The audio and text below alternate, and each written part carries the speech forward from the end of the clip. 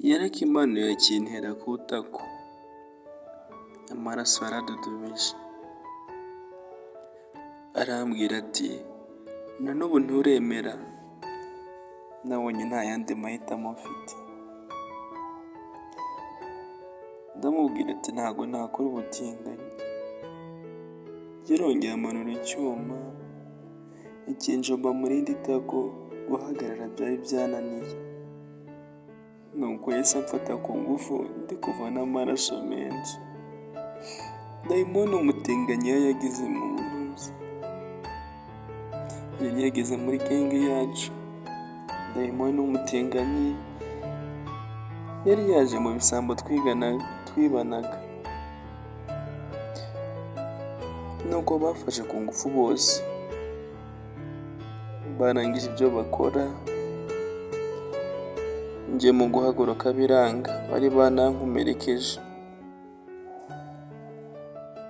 Iki ni igice cya 13 uko nakundanye n'idayimoni turi ku ishuri nkisanga mu buzima bw'imibabaro n'agahinda.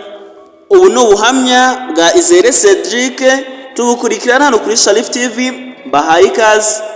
Niba ari ubwa mbere uhageze kanda subscribe, niba ari n'ubwa kabiri kanda like na share na comment. Reka dukomeze dukurikirane buno buhamya. Bari bampohoteye cyane. Buriya mwibwira ko ubutinganyi ari ibintu bisanzwe. Burya ntabwo ari ibintu bisanzwe.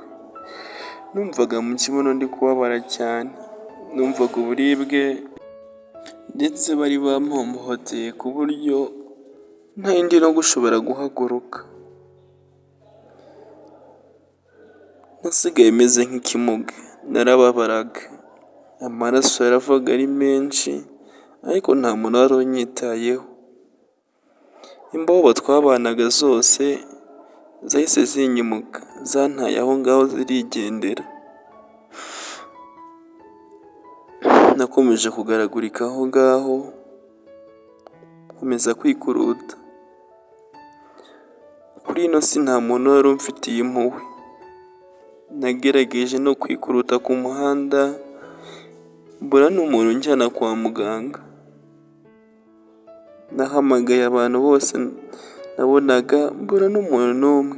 Bose barandebaga bakambwira ati iriya ni mayibobo muyihorere, iriya ni mayibobo muyihorere. Amaraso yakomeje kuva ari menshi. Nabonye ko ndi buze gupfa, ndayahambira. Nuko nafashe icyuma gishyushye ndakijomba byibuze ngo amaraso arekere aho kuva. Ariko byarangiye nkomeje kubora. Uko iminsi yagendaga ishira, nakomezaga mbora. Nari nabuze ubuvuzi, sinari nkigenda, nirirwa ku mihanda gutyo nicaye. Amasazi yantumagaho, ndetse nta n'umuntu wari umfitiye impuhwe hano kuri ino si. Buri muntu wese naramubwiraga, nkamubwira ikibazo cyanjye, nkamubwira ko nshaka kujya kwa muganga, ariko nta n'uwanyumvaga. Nabwiye abantu barenga 170, bose mbabwira ko nshaka kujya kwa muganga, biranga. Nakomeje kuva amaraso menshi bitewe n'igihe ndabora. Mu bisebe byanjye hazagamo inyo, sinari ngifite umwanya wo kwiyitaho, nari nabaye nk'ikimuga.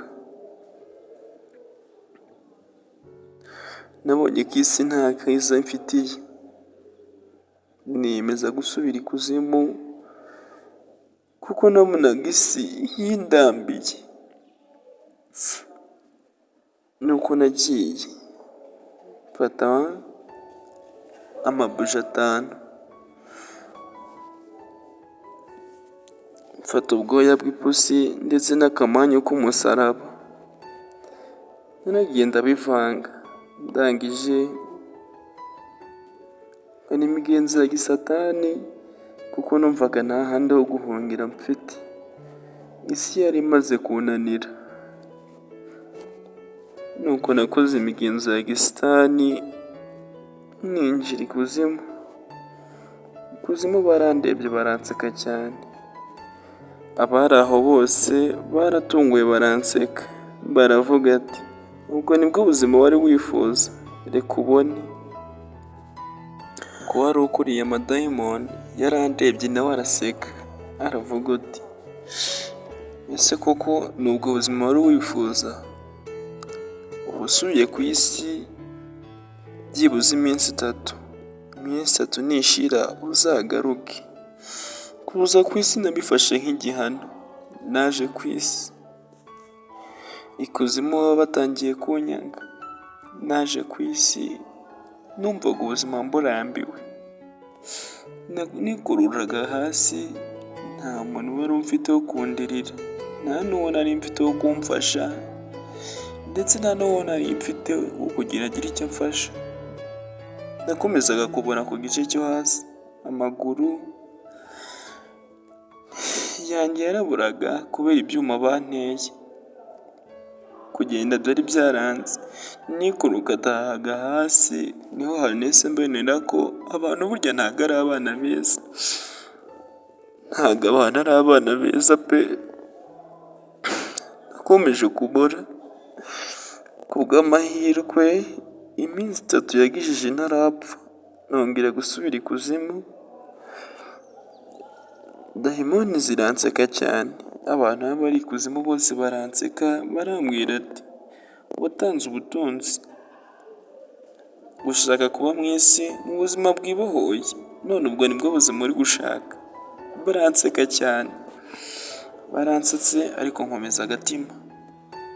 Numva urujwi runini ruravuze ati sedirike mwana wanjye. Rwabivuze rwitsindagiye, sedirike mwana wanjye.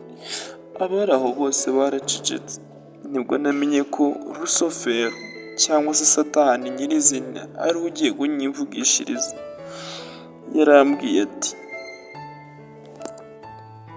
Cedric, ugomba kuba umunyamafaranga, ugomba kugarura ubuzima, kandi ugomba kubaho neza. Ntiduteganye ijuru, ntuteze ijuru, ariko byibuze reka isi yibeho neza. Bitewe n'uburyo nantombaguritse, bitewe n'uburyo numvaga ameze, numvaga abantu bose nabarakariye. Isi yari yaranyose biranshanga, abantu bose bari baranyanze. Niho nanjye nese mfata umwanzuro, ndavuga ati yego mubyeyi. Barambwiye ati ngaho rahira. Batangiye kuturahiza. Barandahije ati rahira ko uzihakananya ababyeyi yawe, rahira ko uzihakana ababyeyi bawe ndetse n'abo mufitanye icyitwa isano cyose. Rahira ko uzakora uyu murimo kugeza ubuzima bwawe burangiye, cyangwa se ukazabaho ubuziraherezo. Naraje mfata indahiro, ndarahira kuko abantu ku isi nari mpungiyeho nabo bari baranyanze. Amadayimoni yari ahari, nibwo nabonye ko ari umuryango wanjye. Nanjye nahise nakira ko umuryango w'idayimoni. Nahise nakira ubutware bw'ikuzimu ndetse no kubukorera neza. Narahiye ko ntazabukorera nizigama. Ntago nzizigama cyangwa se nkore kirendera. Nzabikorera paka mpfuye. Nzabikorera neza kandi nzakora ibishoboka byose ubutware bw'ikuzimu buteza imbere. Sinzatuma busubira inyuma. Narangije kurahira iyo ndahiro, mbona rusofero nyiribwe nyirizina, satani nyirizina, akomye uruzogera runini cyane.